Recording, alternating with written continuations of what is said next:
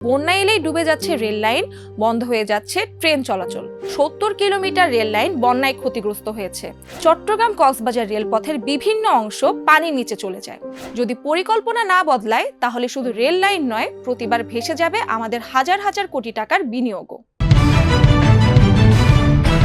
৬,০০০ কোটি টাকারও বেশি খরচ, তবু বন্যা এলেই ডুবে যাচ্ছে রেল লাইন, বন্ধ হয়ে যাচ্ছে ট্রেন চলাচল।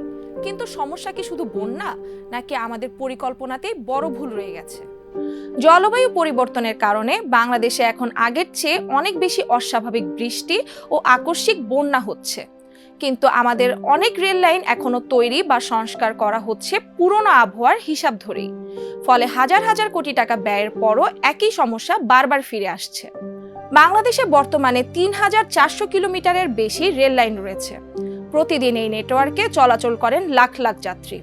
পাশাপাশি কৃষিপণ্য, শিল্প কারখানার কাঁচামাল ও আমদানি পণ্য পরিবহনের জন্য রেল অত্যন্ত গুরুত্বপূর্ণ। কিন্তু ২০১৯ সালের পর থেকে অন্তত ৭০ কিলোমিটার রেল লাইন বন্যায় ক্ষতিগ্রস্ত হয়েছে। কোথাও পাথর ভেসে গেছে, কোথাও মাটির বাঁধ ধসে পড়েছে, আবার কোথাও পুরো ট্রেন চলাচল বন্ধ হয়ে গেছে। সবচেয়ে উদ্বেগজনক ঘটনা ঘটে চলতি জুলাইয়ে। টানা অতিবৃষ্টিতে নতুন নির্মিত চট্টগ্রাম কক্সবাজার রেলপথের বিভিন্ন অংশ পানির নিচে চলে যায়। প্রায় এক সপ্তাহ ট্রেন চলাচল বন্ধ রাখতে হয়, অর্থাৎ নতুন রেল লাইনও চরম আবহাওয়ার সামনে টিকতে পারেনি। একই ধরনের সমস্যা দেখা যায় চট্টগ্রাম নাজিরহাট রেলপথ এবং দেশের সবচেয়ে গুরুত্বপূর্ণ ঢাকা চট্টগ্রাম করিডোরেও। বন্যার কারণে এই রুটগুলো বারবার অচল হয়ে পড়ছে।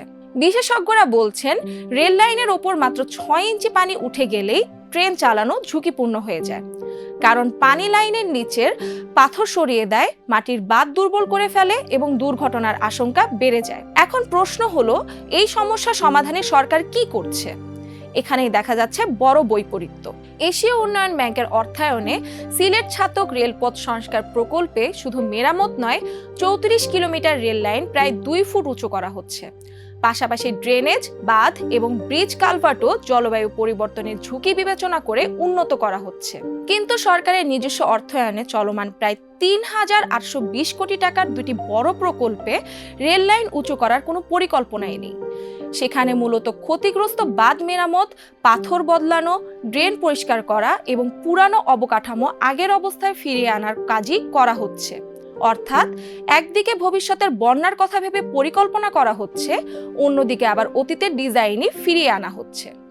এদিকে পানি উন্নয়ন বোর্ডও জানিয়েছে, রেলওয়ের সঙ্গে বন্যা মোকাবেলায় কার্যকর কোনো সমন্বিত পরিকল্পনা নেই। অথচ জলবায়ু পরিবর্তনের বাস্তবতায় ঝুঁকিপূর্ণ এলাকায় আরও উঁচু রেল লাইন নির্মাণের পরামর্শ দেওয়া হয়েছে।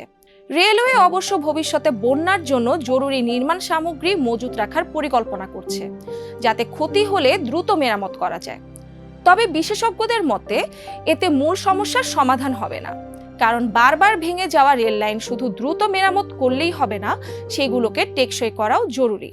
আজ যে প্রশ্নটি সবচেয়ে গুরুত্বপূর্ণ সেটি হলো, আমরা কি প্রতি বছর একই রেল লাইন মেরামত করতেই হাজার হাজার কোটি টাকা ব্যয় করব, নাকি এমন অবকাঠামো নির্মাণ করব যা আগামী কয়েক দশকের জলবায়ু বাস্তবতাকেও মোকাবিলা করতে পারবে? কারণ জলবায়ু বদলেছে, বন্যার ধরন বদলেছে। যদি পরিকল্পনা না বদলায় তাহলে শুধু রেল লাইন নয়, প্রতিবার ভেসে যাবে আমাদের হাজার হাজার কোটি টাকার বিনিয়োগও।